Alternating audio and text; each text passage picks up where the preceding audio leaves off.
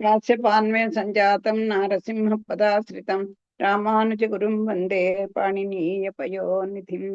భాగవత సత్కృష్టికి సాదరంగా ఆహ్వానం పలుకుతూ పెద్దలకు దాసం సమర్పించుకుంటూ ఈరోజు మన మంత్రద్ర భావాన్ని పూర్తి చేసుకునే ప్రయత్నం చేద్దాం.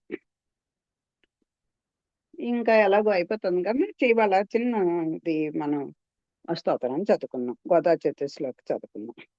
నిత్యాభూషా నిగమ శిరసాం నిస్సమోత్తుంగవార్త కాంతో యస్యాః కచ విలులితైః కాముకో మాల్యరత్నైః శుక్యా యస్యాః శృతిసుభగయా సుప్రభాతా ధరిత్రీ చైషా దేవీ సకల జననీ సించితామపాంగైః మాతా చేత్ తులసీ పితా యది తవ్యం యది తులసీ మాతా చేత్ తులసీ పితా యది తవ శ్రీ విష్ణు చిత్తో మహాన్ భ్రాతా చేద్యత్సేకర ప్రియతమ శ్రీరంగధామాయతి యది జ్ఞాతారస్తనయాః తదుక్తి సరసస్తన్యేన సంవర్ధితాః గోదాదేవి కథం త్వమన్య సులభా సాధారణా శ్రీరసి కల్పాదౌ హరిణా స్వయం జనహితం దృష్ట్వేన సర్వాత్మనాం ప్రోక్తం సస్వచ కీర్తనం ప్రపదనం స్వస్మై ప్రసూనార్పణం సర్వేషాం ప్రకటం విధాతు మనిషం శ్రీతన్వి నవ్యే పురే జాతాం వైదిక విష్ణు చిత్తతనయాం గోదాం దారాం స్తుమః ఆకూతస్య పరిష్క్రయామనుపమాచేచనం చక్షుషోః ఆనందస్య పరంపరామనుగుణామారామ శైలే సితుః తద్ధోర్మధ్య కిరీటకోటిఘటిత స్వచ్చిష్ట కస్తూరికా మాల్యామోద సమేధితాత్మ విభవాం గోదాముదారాం స్తుమః. మనం ద్వైమంత్రంలో పూర్వఖండార్థాన్ని పూర్తి చేసుకున్నాం. శ్రీమన్నారాయణ చరణం శరణం ప్రపద్యే. ఆ స్వామి యొక్క శ్రీచరణాన్ని ఆశ్రయించడమే ఈ జీవుని యొక్క కర్తవ్యము. అది కూడా పురుషకార్య రూపిణి అయినటువంటి అమ్మని ముందు పెట్టుకొని మనం ఆమెను ముందుగా ఆశ్రయించే మనం స్వామిని చేరుకోవాలి. ఎందుకంటే స్వామి నిరంకుశ స్వతంత్రుడు, ఆయనకి కూడా దయాస్వరూపుడే అయినప్పటికీ కూడా ఆయన సహృదంగా ఉండేటువంటి ఆ స్వాతంత్ర్యం వల్ల ఈ జీవులు చేసే అపరాధాలని క్షమించేంత దయ ఆయనకి పరిపూర్ణంగా ఉండదు. అంచేత ఆవిడ ఈ జీవుల కోసాన్ని ఆ నిత్యానుపాయిని అయి ఉండి పురుషకార స్వరూపిణి అయి ఉంటుంది. అంటే స్వామి ఉపాయము ఉపేయము రెండు ఆయనైనా ఈవిడికి కూడా ఏమిటి, ఈవిడికి కూడా మన ఈ చేతల కోసం ఉండడం చేత ఆవిడకి కూడా ఆ స్వామి ఉపాయం అని ఒకటి, ఘటకురాలుగా ఉండటం ఒకటి, రెండు. అంటే ఆవిడ స్వరూపాన్ని నిలబెట్టుకోవడం కూడా ఆవిడకి ముఖ్యమైనది.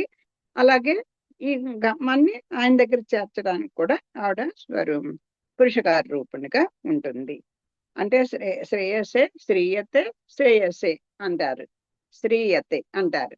శ్రీయసే అంటే సేవింపబడుతున్నది, ఆ శ్రేయతే ఆ స్వామిని సేవిస్తోంది అని రెండు అర్థాలు చెప్తారు. అలాగే మన మొరలను వింటుంది, స్వామికి విన్నపం చేస్తుంది.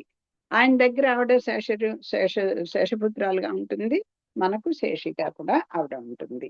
ఈ రకంగా ఆవిడ మనని ఉద్ధరిస్తూ ఉంటుంది అని చెప్తున్నారు.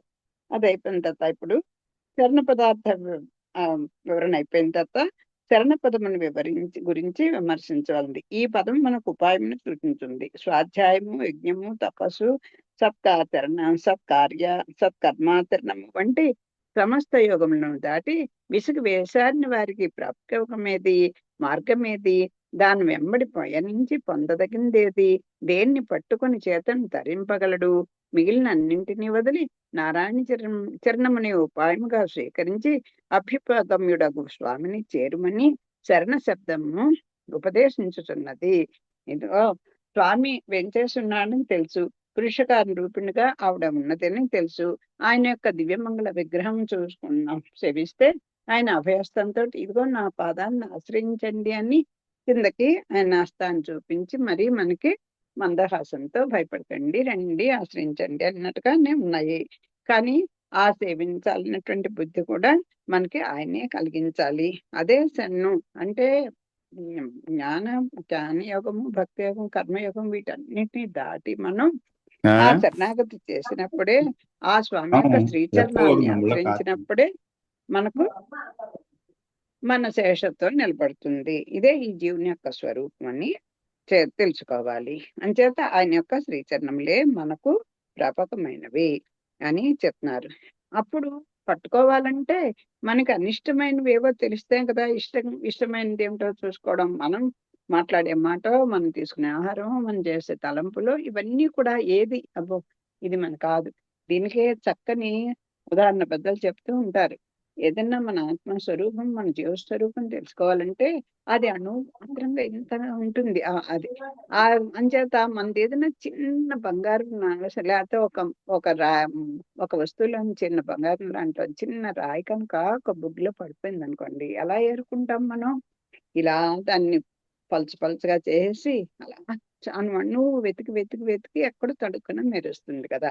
అప్పుడు దాన్ని వెతుక్కోవడానికి అమ్మో ఇది కాదు, ఇది కాదు, ఇది కాదు అనుకుంటూ పక్కకు తోసేస్తూ ఉంటామా? అలాగే ఈ విషయవంతులు కూడా అబ్బో దీని వైపు చూడద్దు, ఇది తినద్దు, ఇది ఆలోచించద్దు, ఇది స్పర్శించద్దు, దీని మీద చాపల్యం పెట్టుకోవద్దు, ఇవద్దు, ఇదొద్దు, కావు కావు కావు అనుకొని పక్క జరిపేస్తూ ఉంటే అప్పుడు మనం ఏది పట్టుకోవాలనేది ఇవన్నీ అనిష్టములు, ఇది కాదు నేను కోరుకుంటుంది, ఇది కాదు, ఇది కాదు అనుకుంటుంటే అప్పుడు స్వామి యొక్క శ్రీచరణంలే మనకు దిక్కు అని తెలుస్తుంది. ఇవన్నీ కూడా అది చెప్తున్నారు. మనకి అనిష్టములన్నీ స్పష్టమైననే కదా ఇష్టసిద్ధి కలుగున్నది. కనుకనే ఏమిటి మనకి అనిష్టములు అంటే ఇదొక చిన్న అని చెప్పా గాని రాగము, ద్వేషము, ఒకళ్ళ మీద ప్రేమ, ఒకళ్ళ మీద ద్వేషము, అలాగే ఈ జన్మము, మరణము, అలాగే పుణ్యము, పాపము, కష్ట సుఖాలు, ఇలాంటివన్నీ కూడా ఇవన్నీ జ్ఞానము, అజ్ఞానము. ఒకసారి ఎంతో తెలిసినట్టుంటాం, ఒకసారి ఏమిటో మందబుద్ధులుగా అయిపోతుంటాం. ఈ ద్వంద్వాలన్నిటిని కూడా అధిగమించాలి. జీవులకు కర్మానుగుణముగా ఆయా యోనులందు జన్మలు కలుగుచున్నవి, వేర్వేరు లోకముల నివాసము ప్రాప్తించుచున్నది. అది భౌతికము, అది దైవికము, ఆధ్యాత్మికమైనటువంటి తాపములన్నీ వెనుక మనం వివరించుకున్నాం. వాటన్నిటిని కూడా ఛేదిస్తుంది. ఇలాగ మనం కనుక ఈ మనం మన స్వరూపం మనకు తెలిస్తే దీనులై పరివేదనము చెందుతున్నారు. ఈ తాపాల చేత మనం అలా పరితపిస్తున్నాము. దీన్ని అధిగమించినను దేహమే ఆత్మీయను భ్రాంతి మిగిలి ఉండును. అన్ని తాపాలండి, అబ్బా నాకు అన్ని తెలుసండి అని అనుకుంటాం. మళ్ళీ ఇంత పిసర కష్టం వచ్చిందంటే ఏదైనా సరే మనం వెంటనే మళ్ళీ ఈ మనసుకి లొంగిపోతూ బాధపడిపోతుంటాం. అది అంటే ఎందువల్ల వస్తుంది? నేను వేరు, ఈ శరీరం వేరు అన్న తలంపు మనకు రాదు. నాకు నాకు నాకు అని అంటే ఈ శరీరంకి ఏ రకమైనటువంటి చిన్న కష్టం కలిగినా మనది అనుకొని బాధపడిపోతుంటాం.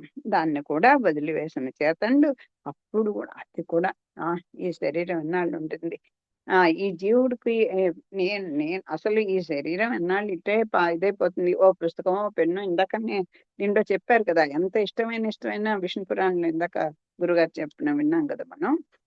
ఎంత ఇష్టమైన వస్తువైనా కొన్నాళ్ళు శిథిలమైపోతుంది కదా. అలాగే ఈ ఆత్మకి ఎప్పుడు స్థిరమైంది, సత్యమైంది, నిత్యమైంది అని తెలుసుకుంటే ఈ శరీరం మీద కొంత భ్రాంతి మనకి తగ్గుతూ ఉంటుంది. అది తెలిసినప్పుడు కదా ఈ స్వామిని శరణాగతి చేయాలి, ఆయనే ఈ జీవుడిని మనని ఉద్ధరించేది అనేది తెలుస్తుంది అని చెప్తున్నారు. శరణాగతి ద్వారా గుహ నుండి వెలువడినట్లు లోక బంధముల నుండి విముక్తి నంది అచిరాది మార్గగామి అగుచున్నాడు. ఇలా తెలుసుకున్నటువంటి జ్ఞానులు ఆ స్వామి యొక్క శ్రీచరణాలని ఆశ్రయించి ఒక గుహలో ఉండి బయటపడినట్టుగా, ఒక చీకటి ఇంట్లో నుంచి బయటకు వచ్చినట్టుగా ఈ బంధాల నుండి విముక్తి పొందుతాడు. ధూమ మార్గం కాకుండా అచిరాది మార్గంలో ప్రయాణించడానికి సంసిద్ధుడవుతాడు. ఆ మార్గమున పయనించుచు భువనోపరి లోక ఆవృతులను దాటొచ్చు. అలా ఒక్కొక్క లోకాలని దాటుకుంటూ విరజా నదిని చేరును. ఈ 7 అవి ఉంటాయి కదా, ఏంటంటారు ఆవరణాలు, వాటిని అన్ని కూడా దాటుకుంటూ విరజా నదిని చేరును. పురాకృత కర్మఫలముచే ఇంకా నువ్వు శేషించి ఉన్న కర్మలన్నిటినీ విరజా నదిలోని చల్లని నీటితోనూ ఆ నీటి కెరటములపై నుండి వీచు మెల్లని పిల్లగాలుల ద్వారాను క్షమింప చేసుకొని కర చరణాదులతో కూడిన యాతనామయ దేహమును త్యజించి ఉపనిషత్ ప్రదాదులచే పేర్కొనబడిన కాంతిమయ దేహమును ధరించును. ఇలా కనుక ఆ స్వామిని ఆశ్రయించుకుంటే, ఆ శ్రీచరణాన్ని కనుక మనం శరణాగతి చేసినట్టయితే, మనం పొందబోయేటువంటి మహావైభవాన్ని చెప్పేస్తున్నారు. ముందు చెప్పేస్తున్నారు. ఇంకా ఉత్తరఖండానికి వెళ్ళకుండా. ఇంత ఇంత భోగం కలగాలంటే ఇదిగో శ్రీమన్నారాయణ, శ్రీమతే నారాయణాయ అని నొక్కి చెప్తున్నారు. ఆ తల్లి ఉండాలండి. ఆవిడ పురుషకారం ఉంటే మనం ఏ పని చేసినా మనకి ఫలించే ప్రాప్తం ఏంటి, మనం కోరుకునేటటువంటి ఫలం ఏంటి అనేది మనకి అర్థమవుతుంది. ఆ ఫలం కలగడానికి కూడా అమ్మే కారకురాలవుతుంది అనేదే ఈ ద్వైమంత్రం యొక్క ప- అర్థం. ఎలా ఉంటుంటా ఆ ఆ అచ్చిరాది మార్గంలో ఒకటి పెడితేట ఆ ఆ ఆవరణలన్నీ కూడా దాటుకుంటూ విరజానది ముందర చేరుతాం. ఆ పూర్వ జన్మ కర్మఫలముల చేత ఇంకా శేషించినటువంటి ఇంకా ఎంత అవన్నిటినీ కర్మపాశం అన్ని ఒక్కొక్కటి ఒక్కటి తాళం తెచ్చుకుంటూ వెళ్ళినా ఇంకా ఎక్కడో ఉన్నటువంటి పాప కల శకలాలు ఉంటాయి కదా, వాటింట ఆ విరజా నదిలో చల్లటి నీటితో ఆ కరటములపై నుండి ఆ కరటములపై నుండి వీచు మెల్లని పిల్లగాలి ద్వారా శమింపచేసుకొని దాంట్లో ఒక్కసారి మునిగామంటే ఈ పాపాల లేశాలు కూడా పూర్తిగా పోయి ఈ ఈ ఆ భోగాలు అనుభవించడానికి తగినటువంటి ఒక ఈ యాతనామయ దేహం కూడా, మనం ఎంతో పాపాలను అనుభవించేటువంటి శరీరాన్ని పోయి ఒక దివ్య శరీరాన్ని మనం ధరిస్తాం. కాంతిమైనటువంటి ఒక మంచి దివ్య దేహాన్ని అక్కడ ధరిస్తాంట. అటు నుండి పర అప్సరసాదులకు దేవయోనులైన వారి సపర్యలను అందుచు అక్కడికి వస్తారు. అతివాహకులు అంటారు. వాళ్ళు వచ్చి చక్కగా మనకి అలంకరింప చేసి మంచి భోగాలతోటి అడుగడుగున వాళ్ళు మనకి వరకాల దగ్గరుండి తీసుకెళ్తారు. నిత్యవాసి సహవాసం కూడా అందును. అలా తీసుకెళ్ళి నిత్య సూర్యవర్గంలో సహవాసం పొందేటువంటి ఆ వైభవాన్ని మనం పొందుతాం. వైకుంఠనాథ దర్శన ప్రాప్తియు ఆ స్వామి కింకరత్వమును వా సేవా నియమానుభూతియు పొందును. జీవనకు ఉపాధేయము అదియే. అది ఆ స్వామిని యొక్క శ్రీచరణాలు పట్టుకుంటే ఏమిటి మనం ఆ పొందదగినది ఉపాధేయం అంటే పొందదగినది ఏమిటిట? అదిగో ఆ స్వామికి నేను కింకరుణ్ణి, ఆ స్వామికి చేసుకునేటువంటి సేవ, అదే అమాది కైంకర్యము. మనకి కోరుకో ఏ పని ఇంత కష్టపడి ఇవన్నీ వదిలిపెట్టండి వదిలిపెట్టండి అని చెప్పిన దాని ఫలం ఏమిటి? ఈ ద్వైమంత్రం యొక్క ఇదేంటి, ఆ లక్ష్మీదేవితో కూడినటువంటి పురుషకార రూపిణి అయినటువంటి అమ్మతో కూడినటువంటి శ్రీమన్నారాయణ్ణి కనుక నా మిథునాన్ని మనం శరణాగతి చేసినట్టయితే ఉపాయము ఇది ఉపేయము ఇది అని చెప్పి ఆవిడ మనకి దారి చూపించింది. ఆ శ్రీచరణాన్ని చూపించింది. వీటిని ఆశ్రయించండి అని చెప్తోంది. ఆశ్రయింప చేస్తోంది ఆవిడ, మనని తీర్చిదిద్దుకుంటోంది. కానీ మనం ఆ అది విని ఆ తల్లి ఘటకత్వాన్ని మనం తీసుకొని ఆ స్వామిని చేరితే ఇదిగో ఇలాంటి భోగం మనకి కలుగుతుంది. ఆ రెండో పదార్థానికి పూర్వఖండానికి ఉత్తరఖండానికి అర్థం ఏంటంటే, మా స్వామి ఉపాయం ఉపేయం అనేది పూర్వఖండంలో చెప్తే, ఈ ఉత్తరఖండంలో మనము ఆ లక్ష్మీనారాయణ మిథునాన్ని కనుక ఆశ్రయిస్తే ఆ వారి యొక్క కైంకర్య ప్రాప్తి మనకు కలిగి స్వామినిచ్చి కింకర్లుగా మనం ఉంటాము. అక్కడ చేరామంటే మరు జన్మ అనేది పునరావృత్తి ఉండదు అని చెప్పడమే దీని యొక్క అర్థం. ఇంతకు ముందు ప్రాపకములను ఇప్పుడు ప్రాప్యమును చెప్పబడినవి. అది ఇదిగో ఇలా ఇది మార్గం అని చెప్పారు. ఇదేమో పొందదగినది ఏదో చెప్పారు. ఇప్పుడు ఇదిగో ఇది పొందండి అని చెప్పి, అంటే మనకు కావాల్సింది ఏమిటి? మనం మనం ఏదో ఏ పని చేసినా ఒక ఫలం ఆశిస్తాం. ఈ జీవితానికి ఏమిటి మనం కోరుకునేటువంటి ఫలం? నిత్య కైంకర్యం కావాలి. ఆ మిథునానికి నిత్య కైంకర్యం మనం కోరుకోవాలి. అది మీకు లభిస్తుంది. పరంధాముని పాదమూలముందు చేయు సేవారచన విశేషమే ప్రాప్యమై ఉన్నది. అది ఇంకేం కావాలండి? ఆ స్వామి యొక్క ఆ సేవ, నిత్య సేవ విశేషమే మనకి ప్రాప్యమే ఉంది. మహత్తరమైన ప్రాప్యము కోరదగి ఉన్న వేళ వివేకము గలవాడెవ్వడు కేవలము శాశ్వతములకు ధన ధాన్యాదులను ఆలుబిడ్డలను దేహ సౌఖ్యములను కోరును. నిజంగా రుచి కనుక ఎవడైనా అమృతం ఇస్తాను, లేకపోతే ఒరే తేనె కొంచెం పెడతారా అంటే, అబ్బాయి నాకు వద్దు, నా దగ్గర మందే నాకు నచ్చింది అని అనుకుంటాం. ఇది చేదుది, ఇది మనకి లేకపోతే మనకి ఏదో ఇబ్బంది కలిగించే వస్తువు నేను తింటానని కూర్చున్నాం అనుకోండి, అంత తెలివి తక్కువ వాడు అవుతాడు కదా. ఇదిగో నీకు మంచి భోగ్య పదార్థాన్ని అమృతంతో కూడినటువంటి అమృతాన్నే పంచుతున్నాను రారా అంటే వెళ్ళకుండా అబ్బే నాకు ఇదే బాగుంది, నేను ఇలాగే బతాను, నాకు ఈ సౌఖ్యాలు చాలు, ఎప్పుడో ఏదో శాశ్వతమైన సౌఖ్యం ఎవడు చూశాడు, ఎవడిస్తాడు, అక్కడ పెడితే ఇవన్నీ అని నమ్మని వాడు ఉంటారు చూసారా. వాళ్ళు ఏమనుకుంటారు, ఇదిగో ఈ ధనాలు ధాన్యాలు, ఇళ్ళు వాకళ్ళు స్థలాలు పొలాలు ఆలుబుట్టలు బంధువులు, ఇలాగా బతుకున్నాళ్ళు హాయిగా బతికేయడం చాలు, ఈ దేహ సౌఖ్యం చాలు అని అనుకునేవాడు ఎంత తెలివి తక్కువ వాడై ఉంటాడండి. నిజంగా తెలిసిన వాడైతే వీటిని కోరుకుంటాడా అని అడుగుతున్నారు. ఇంతకు ముందు చేతండు ఉపాయాంతరముల నెట్టు త్యాగము నడుచును, అట్లే ఉపాయాంతరమైన భోగములను త్యాగం చేయదగినవై ఉన్నవి. అది ఇప్పుడు ఒక మార్గంలో పెడుతున్నాం. ఎవరో చెప్పారు, భక్తి జ్ఞాన అదేంటి జ్ఞానయోగము కర్మయోగము భక్తి యోగము అలా ఏదో సజ్జన సాంగత్యం దొరికింది, దాంట్లో పెడుతున్నాం. ఎంతకాలం అయినా కూడా అబ్బే వీటన్నిటికి ఇంత కష్టపడక్కర్లేదురా, హాయిగా ఆయన యొక్క కాళ్ళని పాదాలని శ్రీచరణాన్ని ఆశ్రయించు, ఆయన ఒక్కసారి ఆయన పాదాలు పట్టుకో అని చెప్తే అప్పుడు ఈ భోగాలన్నీ కూడా మనం త్యాగం చేయాల్సే ఉంటుంది కదా. ఆ స్వామి పాదముల చెంత అవిశ్రాంత కింకరత్వము మాత్రమే. అలా పెడితే నువ్వేమీ కమట అసలు ఏమీ శ్రమ అక్కర్లేకుండా హాయిగా ఓ ఒక పీచు లేకుండా ఇది లేకుండా ఇంత రసంతో కూడినటువంటి ఒక అమృత ఫలం మనకి చేతి చిక్కితే ఎంత ఆనందంగా ఆశ్వసిస్తామో అది తెలిస్తే ఆ స్వామి యొక్క కైంకర్య ప్రాప్తి అలా ఉంటుంది. ఆ కింకరత్వమే మనం కోరుకోవాలి, అదే మనకి ప్రాపకము అని చెప్పినారు. జీవుడు మొదటి నుండి విషయ ప్రపన్నుడై ఈశ్వర పరిచర్య చేయక ఉండి తిరిగి తత్పాద సేవలో రుచిని గుర్తెరిగి అందుకు కటిబద్ధుడే వచ్చి నిలిచి ఉండా. అది సరే, మొత్తానికి ఎక్కడో కోట్ల మందిలో ఒకడికి బుద్ధి పుట్టింది. కానీ ఇన్నాళ్ళు వాడు కూడా విషయ ప్రవణుడై ఉన్నాడు, ఈ విషయ భోగాల్ని దాంట్లోనే అనురక్తి కలిగి ఉన్నాడు. వీటి మీద విరక్తి అనేది అసలు దీనికి కూడా అసలు ఎప్పటికీ రావట్లేదు. అయినా కూడా ఇన్నాళ్ళు కూడా ఎప్పుడు అసలు భగవంతుడు ఉన్నాడు, ఆయనకు ఒక కైంకర్యం చేసుకోవాలనేటువంటి ఇదే లేకుండా బతికేశాడు. సరే, ఇన్నాళ్ళకి ఎవరి ద్వారానో ఒక ఆచార్య ద్వారానో దీని ద్వారానో మొత్తానికి వాడికి ఆ భగవత్ సేవల్లో రుచి కలిగింది. అండి తప్పకుండా అండి నేను స్వామిని ఆశ్రయిస్తాను అని అన్నాడు. చేతులు కట్టుకుని నేను కింకరుణ్ణి అని పిలిచాడు. చూస్తే శ్రీహరి ప్రీతితో వాడిని ఆమోదింపకుండునా. నిజంగా అలా పెడితే ఒక తల్లి దగ్గరికి, అమ్మా ఏదో ఇన్నాళ్ళు తప్పులు చేశానమ్మా, నిజంగా నువ్వు క్షమించమ్మా, ఇక్కడి నుంచి నువ్వు చెప్పినట్టు ఉంటానమ్మా, నిన్నే నేను నమ్ముతున్నానమ్మా, నిజంగా నా మీద నమ్మకం పెట్టుకోమ్మా, నేను ఇలా ఉంటామ్మా అని చెప్తే ఆ తల్లి మనసు కరగదండి, కొంచెమైనా కరుగుతుంది కదా. అందులో శ్రీహరికి దయామయులు ఆ దంపతులు, అంచేత ఆ శ్రీహరి ప్రీతి కలగకుండా ఉంటుందా. పరాత్పరుడు చేతల నుండి ఆశించినది కూడా అదే కదా, ఆయనకు కావాల్సిందే అది. ఇప్పుడు కాదురా, కొన్నేళ్ళ తర్వాత పోనీ ఎంత టైం కావాలంటే ప్రతి వాళ్ళు ఇప్పుడు అంటుంటారు, పిల్లలు చూడండి నాకు కొంచెం టైం కావాలంటాడు ఏదైనా అనగా అని, మేము కొంచెం టైం కావాలి మాకు అని అడుగుతుంటారు. అలాగా ఆయన జీవితకాలం టైం ఇచ్చేసిన మన అంతిమ దశలో అయినా ఆయనకి ఒక్కసారైనా ఆయన ఆశ్రయిస్తే చాలని పాపం చూస్తూ ఉంటాడు ఆయన.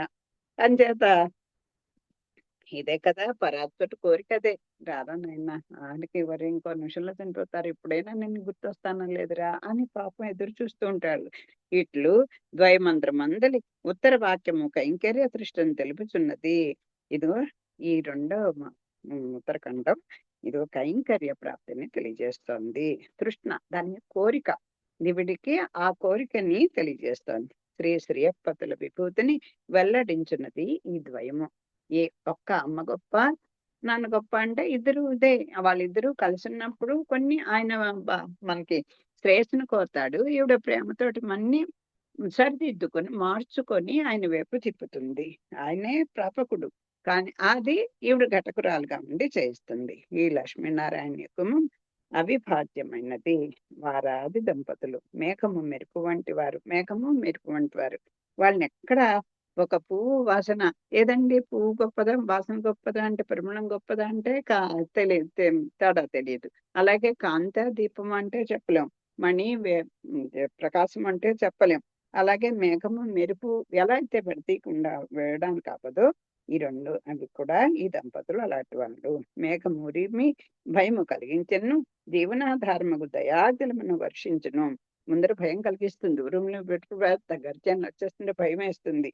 కానీ ఆ దయా వర్షాన్ని కురిపించినప్పుడు ఎంత ఆనందిస్తాం కదా. మెరుపు మేఘమును సర్వసుందరముగా దర్శనీయముగా చేయను, అప్పుడు భయపడకండి అని చెప్పి చక్కని కాంతులతో మెరుపులు వస్తున్నప్పుడు మనం హాయిగా ఉంటాం. భయమును శాంతింపచేయను. శ్రీదేవి పతివక్షం విడిచి ఉండదు. రామ వనవాసం నిశ్చయము కాగానే పతికి ఆమె ముందు నడిచింది. ఆ సీతారాములు అరణ్యానికి వెళ్ళినప్పుడు ఆ తల్లి బతిమాలుకుంటుంది, వస్తానంటుంది, నువ్వే దిక్కు నాకు అంటుంది, లేకపోతే నీకు నీకు నీకు పరాక్రమంతుడే కదా అంటుంది, అన్ని చేస్తుంది. ఆ స్త్రీకి అదే గొప్పగా ఉంది కదా అని చెప్తుంది. మొత్తానికి ఆవిడే ముందుండి అరణ్యాల్లో ఆయన్ని వెనకాల పెట్టుకుని వెళ్ళింది. చేతనులు లక్ష్మణుల వల్లే స్వామి సేవకు సిద్ధము కావలసిన వారు. మరి ఆ లక్ష్మణ స్వామి ఎందుకండి వెళ్ళాడంటే ఈ జీవుల యొక్క కర్తవ్యాన్ని తెలియజేయడం కోసం అని. అదిగో ఆ మిథునాన్ని చక్కా లక్ష్మణ్ స్వామి లాగా అహం సర్వం కరిష్యామి అన్నట్టుగా ఆ స్వామిని, ఆ దంపతుల్ని సేవించుకుందుకు ఈ జీవుడు ముందుకు రావాలి, సిద్ధం కావాలి. చేతం లేని వారు దేవను వేర్వేరుగా భావింపరాదని ద్వైమంత్ర వైభవము తెలియబలుపుచున్నది.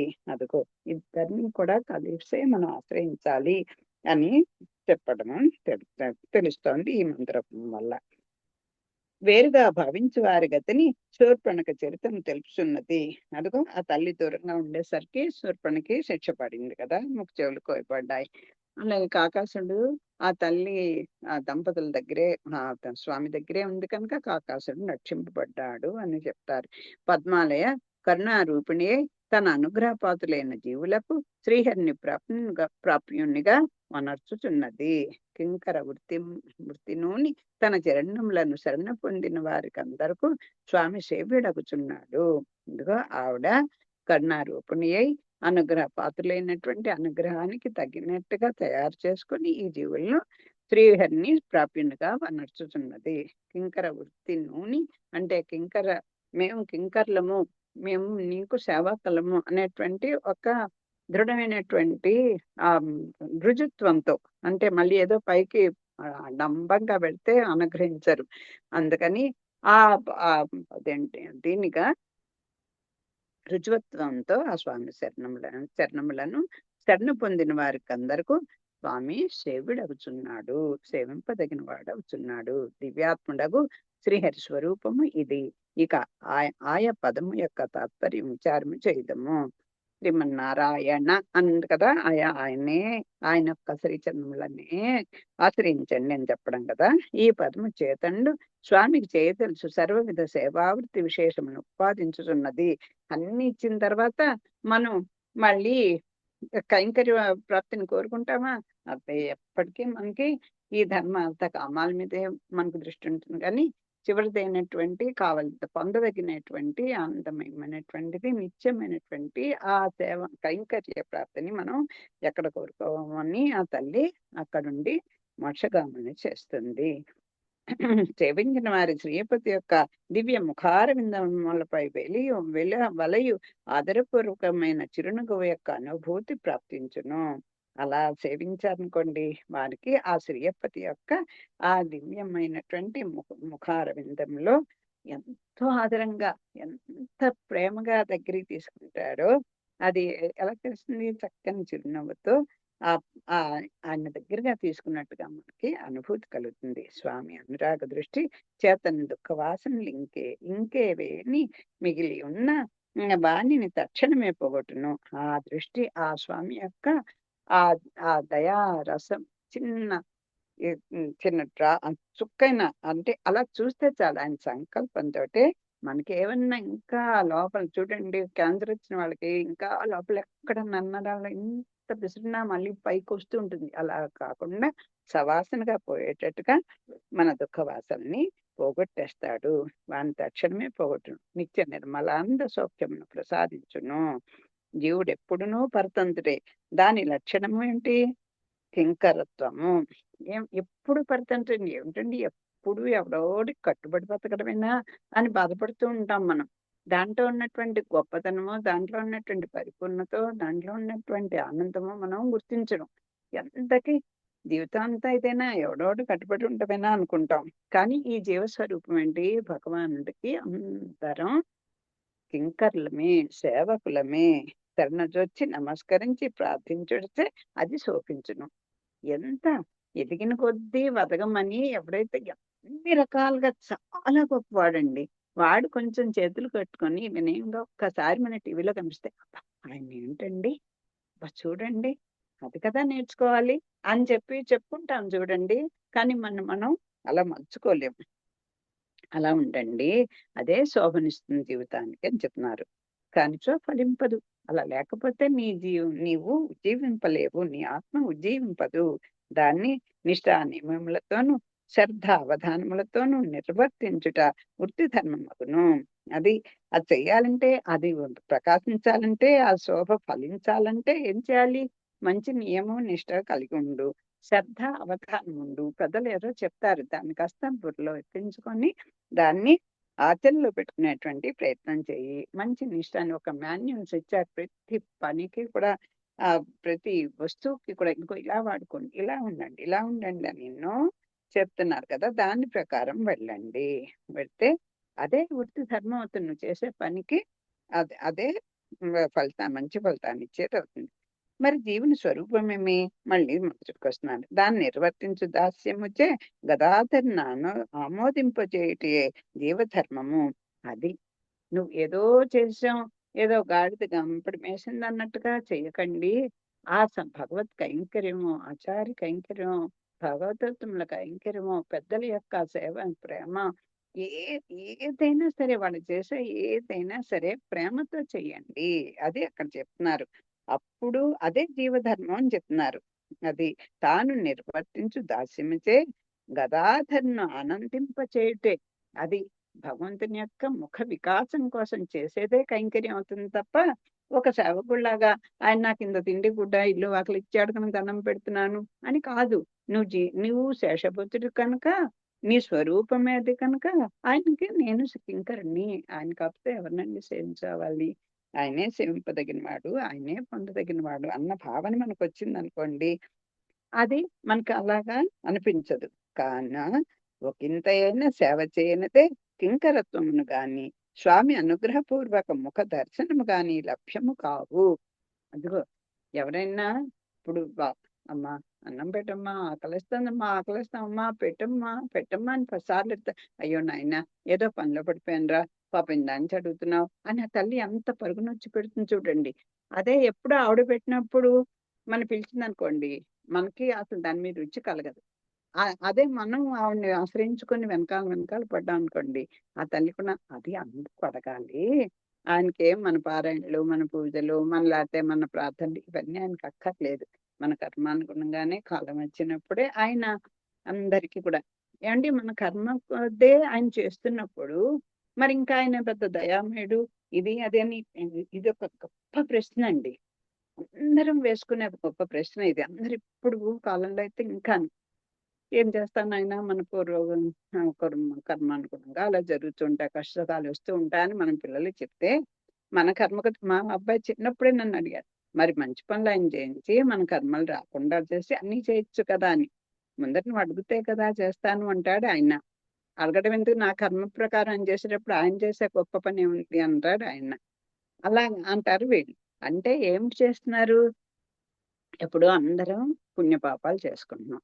చేసుకుంటుంటే అబ్బే!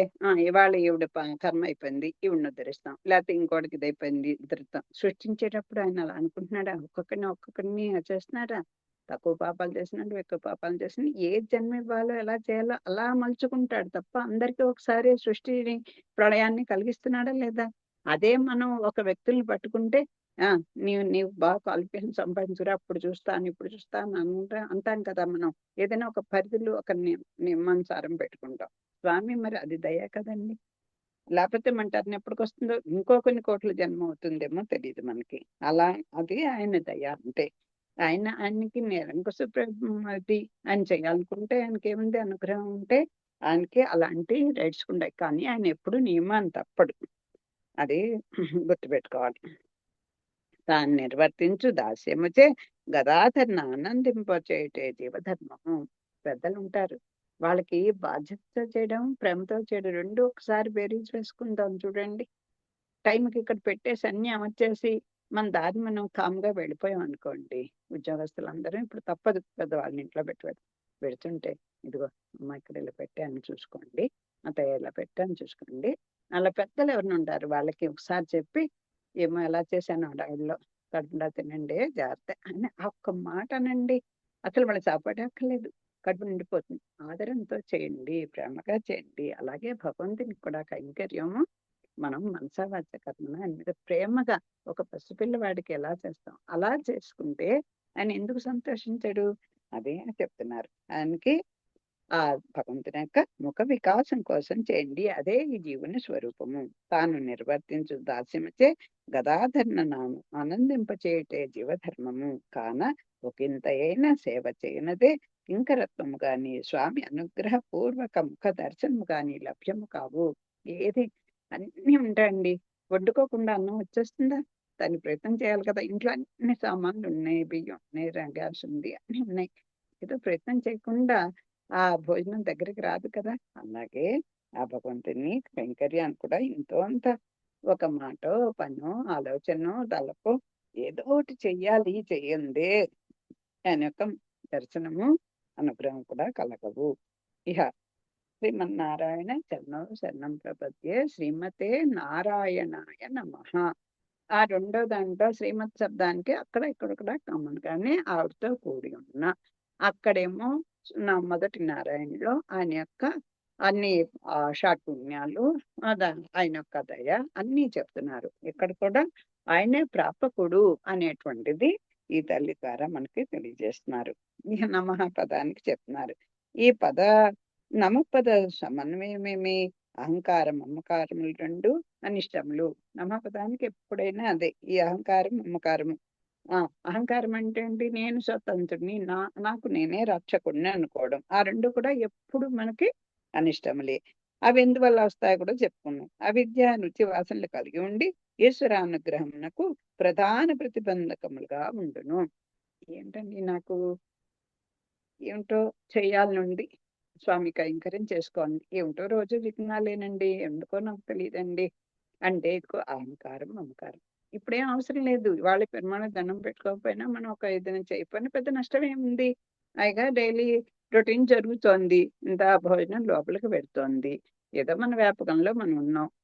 ఏదైనా పడినప్పుడు కదా, దెబ్బ తగిలినప్పుడు కదా అమ్మ అంటాం, అప్పుడు చూసుకోవచ్చు అని ఒక్కటే. అదే అహంకారం. మమకారం ఏంటి? ఆ స్వామి యొక్క కైంకర్యం కంటే ఇదిగో అమ్మో మనవరాలు పాపం అవసరం, అయ్యో ఈ కూతురు కావచ్చు, అయ్యో లేకపోతే ఈ కొడుకు కావచ్చు, అలాగ తాపత్రయం మమకారం. ఆ రెండు కూడా రెండు ప్రతిబంధకాలే. అవే ప్రధానమైనటువంటి ప్రతిబంధకం అంటున్నారు. వీరిని వాసనా సహితంగా పరిహారం చేసి ప్రకృతి విమోచన నొందించున్నది ప్రార్థన అగును. సరే అండి, సరే సరే ఏదో అజ్ఞానంలో బతికేసాం. పోనీ ఇప్పుడు చెప్పండి ఏం చేయాలి అంటే, పెరుమాళ్ళని ఆశ్రయించారు. రోజు నిత్యం ఇంత ఏదోటి ఆయనకి ఒక కైంకర్యం చేసుకోండి. వాచకంగానో, మనసంగానో, కాయికంగానో ఏదన్నా ఒకటి చేసుకోండి. అదే ప్రార్థన చేయండి, ప్రార్థించండి. అదే అంటున్నారు. ఆ గజం అడగకపోతే గజం దీన్ని రక్షిస్తాడా? ద్రౌపది చేతులు ఎత్తకపోతే వస్తాడా స్వామి? ఆయనకి ఉన్నదంటే ఎవడు ఆశ్రయిస్తే సకృదేవ ప్రపన్నాయ అని చెప్పి వ్రతం నాది ఇదే రక్షిస్తా అంటే ఎవడు శరణు పెడితే వాడిని రక్షిస్తాను అని చిన్న క్లాజ్ పెట్టాడు కదా ఆయన. అంచేత అది గుర్తుపెట్టుకోండి. భాష్యకారుల శరణాగతి గద్య ప్రాచీన ప్రబంధంలో విమర్శనాపూర్వక పరిశీలన ఫలితముగా రూపుదిద్దుకుంది. ఇక్కడ ఎందుకు చెప్తున్నారు? రామానుజులు చేసినటువంటి గద్యత్రయము శరణాగతి గద్య, శ్రీరంగ గద్య, వైకుంఠ గద్య అని 3 గద్యత్రయం అంటారు. దాంట్లో ఆ తల్లిని ముందర ఆశ్రయిస్తారాయన. ఓం నమ్ ఓం భగవన్నారాయణాభిమతాన్ రూప అనే ఒక లక్ష్మీదేవికి సంబంధించిన చిన్న చూర్ణిక చెప్పి అప్పుడు కదా విషయంలోకి పెడతారు. అలా ఆ మిథునానికి వారు చేసినటువంటి కైంకర్యం, వాచిక కైంకర్యం అది ఎంతో అందరికీ కూడా రూపుదిద్దుకుంది. అదే భగవన్ముఖ పద్మ వికాసమే చేతనలకు ఏకైక భోగ్యమని అది ఉదాహరణగా పెట్టుకొని అలాగే మీరు ఆ మార్గంలో వెళ్ళండి. ఆ స్వామి యొక్క కైంకర్య ఫలం మనకి లభిస్తుంది. ఈశ్వర ప్రపత్తి ఎందు ఏమరపాటు ఏమాత్రము తగదనియు మరియు అట్టి ఏమరపాటు పురుషార్థ ప్రథము కాదనియు తెలుపుతున్నది. ఇదిగో ఏది చేసిన ఏమరపాటు వద్దు సుమా, అతి జాగ్రత్తగా, అతిశయం భక్తిగా, శుచిగా, శుభ్రంగా, మనస్ఫూర్తిగా, ప్రేమగా చెయ్యండి. అదే అని చెప్తున్నారు. అదే పురుషార్థ ప్రథము. ఈ పాడు శరీరం ఎప్పుడు ఒకే విధంగా ఉండదు. ఎప్పుడు ఏ కీలు కదలునని విశ్వించును. సడన్ గా ఏంటండి ఇంతసేపు బానే ఉండండి, ఇంతసేపు చదువుకుంటూ హాయిగా కూర్చున్నాను, ఏమిటో కుర్చీలోంచి లేవలేకపోతున్నాను, కదులుదామంటే కాలు కదలట్లేదు అని అనుకుంటున్నాం. ఇవన్నీ అదే చెప్తారు. ఏ శరీరం ఏ క్షణంలో ఎటు మారిపోతుందో తెలుసు, మనకు తెలియదు. ఈ బుద్ధి, మనసు మరీ ప్రమాదమైంది. కాళ్ళు చేతులు ఆడుతున్న మనసు మంచి మంటకు గాని మంచి పని వైపు వెళ్ళనివ్వదు. కనుక కీళ్ళు 4 ఆడుచుండగానే మన ఆచార్యవర్గం మంగళాశాసనం చేసిన దివ్య దేశంలో తిరిగి రావాలెను. ఇదిగో ఆళ్వార్ ఆచార్యులు సేవించినటువంటి దివ్య దేశాలన్నిటిని కూడా వీళ్ళంత వరకు వెళ్ళిరండి. డబ్బులు లేవు, శక్తి లేవు, మొన్నే చెప్పారు కదా. ఇక్కడే ద్వయానుసంధానం చేసుకుంటూ ఉండండి. అయ్యో వెళ్ళైపోతున్నాను విచారించకండి. మనకిచ్చిన అవకాశం నోరు బాగుంది, మనసు బాగుంది, శరీరం బాగుంది, హాయిగా ప్రార్థన చేసుకోండి. ఎక్కడికి వెళ్ళిపోవాలి? అది స్వామి ప్రసాదించిన కన్నులను కాళ్ళను సార్థకము చేసుకోమను.